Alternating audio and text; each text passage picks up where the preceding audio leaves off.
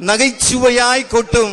நாங்கள் அன்போடு அழைக்கின்றோம் எங்கள் மரியாதைக்குரிய அண்ணன் மனிதத்தேனி ரா சொக்கலிங்கம் அவர்களை. இங்கே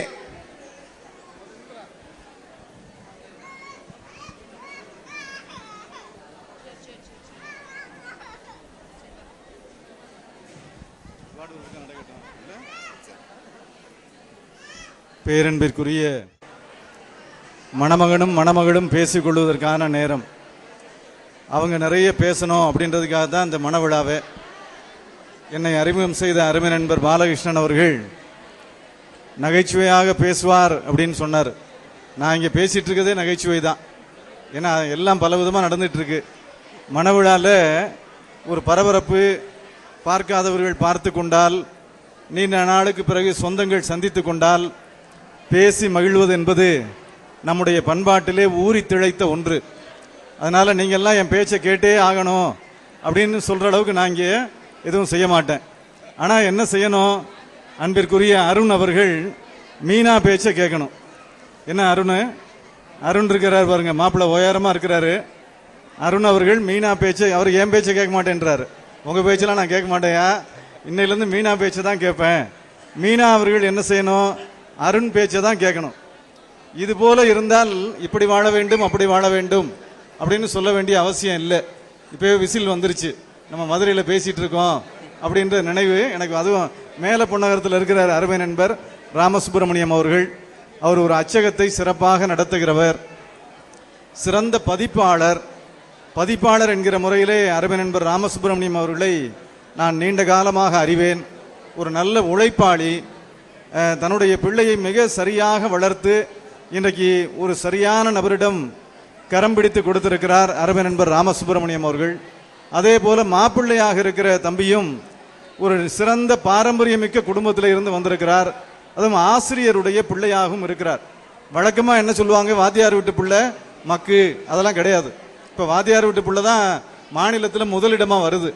அதனால் ஆசிரியர் வீட்டு பிள்ளைகள் எப்படி வாழ வேண்டும் என்று சொல்ல வேண்டிய அவசியம் நமக்கு இல்லை.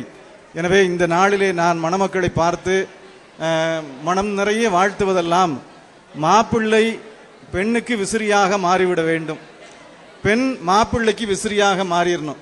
ரெண்டு பேரும் விசிறியாக மாறிட்டாங்கன்னா காற்றும் கிடைக்கும், வாழ்க்கையும் சுகமாக இருக்கும். எனவே இங்கே கூட ஒரு தம்பி புல்லாங்குழல் வாசித்தார், எனக்கு ரொம்ப மகிழ்ச்சியாக இருந்தது. நம்ம சந்திரன் இருந்தார், உழைப்பு திலகம், இங்கே இந்த இருக்கார், உருண்டையாக இருக்கார்ல, இவர் தான் உழைப்பு திலகம். அவர் பக்கத்தில் இன்னொரு உருண்டையாக இருக்கிறவர் புகைப்பட செம்மல் கார்த்திகேயன். வந்து கொண்டிருக்கிறவர் ஆன்மீக அறிஞர் அண்ணாமலை அவர்கள். ஒரு பெரிய சுவாமிகள் இங்கே வாழ்த்தி விடைபெற்றிருக்கிறார்கள். அது ஒரு குங்குமம் வாழ்த்தியதற்கு பின்னாலே ஒரு வெள்ளை வாழ்த்தணும், கதர் வாழ்த்தணும்னு இருக்கு நியதியில். அந்த அடிப்படையில் தான் ஒரு சுவாமிகள் வாழ்த்தியதற்கு பின்னால் நான் வாழ்த்தியிருக்கிறேன். இங்கே ஒரு தம்பி புல்லாங்குழல் வாசித்தார். மணமக்களுக்கு நாம் அதையே வாழ்த்து செய்தியாக சொல்லலாம். வாழ்க்கை என்பது எப்படி இருக்கணும் அப்படின்னா, காற்று புல்லாங்குழலில் பயன்படுவதும் காற்றுத்தான், கால்பந்திலே இருப்பதும் காற்றுத்தான். கால்பந்து ஆட்டம் தொடங்கியது முதல் முடிகிற வரை உதைபட்டு கொண்டே இருக்கிறது, அது கால்பந்து. காரணம், தான் அடைத்திருக்கிற காற்றை தனக்குள்ளே வைத்துக் கொள்ளுகிறது. எனவே ஆட்டம் தொடங்கியது முதல் முடிகிற வரை அந்த கால்பந்து உதைபட்டு கொண்டே இருக்கிறது. ஆனால் அதே காற்றை இங்கே ஒரு சின்னஞ்சிறிய தம்பி புல்லாங்குழலே இசையாக வழங்குகிறார். அந்த காற்றை தனக்குள்ளே வைத்துக் கொள்ளாத புல்லாங்குழல் இசையாக வெளியே கொடுப்பதால் பல பேருடைய கரவொலியை பெற்றது. இங்கே கூட சுந்தர் ஜெகன் குழுவை சார்ந்த அந்த பெரியவர் சொன்னார், இந்த தம்பி சிறந்த மேதையாக வருவார், அவர் கர்நாடக இசையும் கற்றுக்கொள்ள வேண்டும் என்று சொன்னார். எனவே புல்லாங்குழலை போல உங்கள் வாழ்க்கை மற்றவர்களுக்கு பயன் தருகிற வாழ்க்கையாக அமைய வேண்டும் என்று இந்த நேரத்திலே மனம் நிறைய என்னுடைய வாழ்த்துக்களை சொல்லி, வாழ்க்கை என்பது இனிமையானது. சைவமும் தமிழும் தமிழ்நாட்டிற்கு நிரம்ப அருந்துண்டாற்றி இருக்கிறது. அந்த குடியிலே வந்திருக்கிற இந்த மணமக்கள் அருண் மீனா தம்பதிகள் எல்லாம் வல்ல ஆலவா என்னை அங்கேற்கனியனுடைய நிறைந்த அருளோடும் இங்கே வருகை தந்திருக்கிற உங்கள் அத்துணை பேருடைய நல்வாழ்த்துக்களோடும் இங்கே நிறைய பெருமக்கள் வந்திருக்கிறார்கள். வாழ்த்துறை என்று அருமை நண்பர் ராமசுப்பிரமணியம் அவர்கள் நிறைய பெருமக்களை சிறப்பு செய்ய வேண்டும், அவருடைய உரையெல்லாம் நீங்கள் கேட்க வேண்டும் என்று ஆசைப்படுகிறார்கள். இருந்தாலும் கூட இன்றைக்கு இருக்கிற பரபரப்பான உலகத்தில் வந்தால் மணமக்களை பார்த்தோம், வாழ்த்தினோம், உணவருந்தினோம், கிளம்பினோம் என்பது யாராலும் தவிர்க்க முடியாத ஒன்றுதான். அதை நன்றாக நாங்கள் உணர்கிறோம். அந்த வகையிலே நீங்கள் இருக்கிற இடத்திலே இருந்து வாழ்த்தி கொண்டிருக்கிறீர்கள். வாய்ப்பு கிடைத்த நான் ஒலிபெருக்கி வழியாக வாழ்த்தி கொண்டிருக்கிறேன். இந்த மணமக்கள் உங்கள் பெற்றோர்களைப் போல உங்கள் பெற்றோர்களையே முன்மாதிரியாக வைத்துக் கொள்ளுங்கள். நம்முடைய மணமகள் மீனா அவர்கள் நல்ல உழைப்பாளியான அருமை நண்பர் ராமசுப்பிரமணியத்துடைய திருமகள்.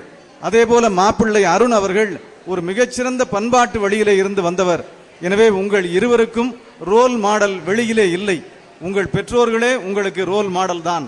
எனவே உங்கள் பெற்றோர் வழியிலே உங்கள் பெற்றோர்களைப் போல நல்ல உயர்ந்து நிற்கிறார் அருண்.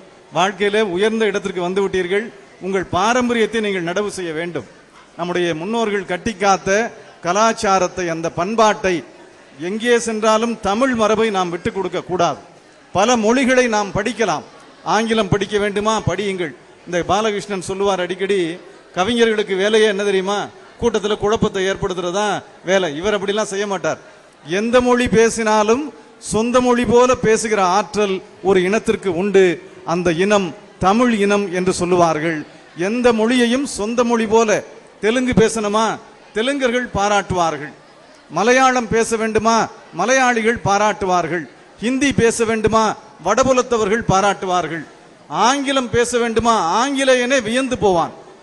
எந்த மொழியையும் சொந்த மொழி போல பேசுகிற ஆற்றல் நம்முடைய தமிழ் இனத்திற்கு உண்டு.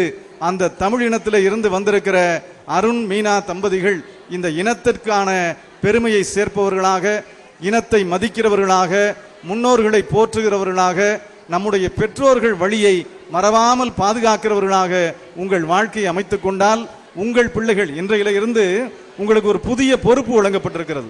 நேற்று வரையில 2 பேரும் இளம் சிங்கங்களாக இருந்தீர்கள். இன்றைக்கு கணவன் மனைவி என்கிற ஒரு புதிய பொறுப்பு உங்களுக்கு வந்துவிட்டது. அடுத்த ஆண்டு இன்னொரு புதிய பொறுப்பு, அப்பா அம்மா என்கிற புதிய பொறுப்பு. அம்மா இல்லாம தமிழ்நாட்டில் ஏதாவது உண்டா? நான் சொல்றேன், மதுரையில் இருக்க மீனாட்சி அம்மாவை சொன்னேன். எனவே அம்மா என்கிற பொறுப்பை மீனா அவர்கள் ஏற்க இருக்கிறார். அப்பா என்கிற பொறுப்பை தம்பி அருண் அவர்கள் ஏற்க இருக்கிறார். நம்ம புகைப்பட கலைஞர்கள்லாம் சிரிக்கிறாங்க, கல்யாணத்தன்னைக்கே பிள்ளைய பத்தி பேசுறீங்களே, கட்டாயம் பேசணும்ல. எனவே மணமக்கள் பல்லாண்டு வாழ்ந்து தன்னுடைய பெற்றோர்களுக்கு பெருமை சேர்க்கிறவர்களாக வந்திருக்கிற விருந்தினர்களுக்கெல்லாம் உங்களுடைய அன்பை உங்கள் வாழ்க்கையின் மூலமாக நீங்கள் வாழ்ந்து காட்டுவதன் மூலமாக அவருடைய அன்பை நீங்கள் ஏற்றுக்கொள்ளுங்கள். பல்லாண்டு வாழ்ந்து மாநகர் மதுரைக்கும் நம்மை வளர்த்து ஆளாக்கி உயர்ந்த நிலைக்கு கொண்டு வந்திருக்கிற தமிழ் மொழிக்கும் நீங்கள் பெருமை சேர்க்க வேண்டும் என்று வாழ்த்தி நிறைவு செய்கிறேன். நன்றி, வணக்கம். நற்பணி மன்றத்தின் தலைவர் திரு ரா சொக்கலிங்கம் அவர்களுக்கு எங்கள் அன்பு அண்ணன் மீனாட்சி சுப்பிரமணியம் அவர்கள், ராமசுப்பிரமணியம் அவர்கள் மரியாதை செய்கிறார்.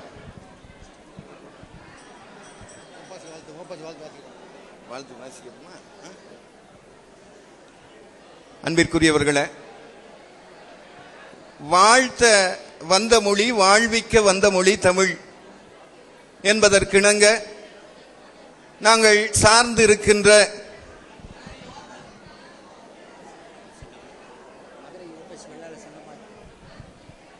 மதுரை ஓபாசி வெள்ளாளர் சங்கம் தன்னுடைய வாழ்த்துரையை இங்கே வழங்குகிறார்கள். வாழ்த்து மடலோடு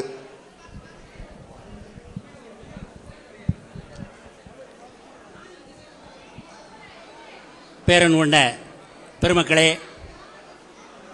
மதுரை ஓபிஎஸ் வெள்ளாளர் சங்கம் சார்பாக ஒருமனதான இந்த இணையருக்கு இப்பொழுது வாழ்த்து மடல் வாசிக்கப்பெறுகிறது. காதலர் இருவர் கருத்து ஒருமித்து ஆதரவு பட்டதே இன்பம்.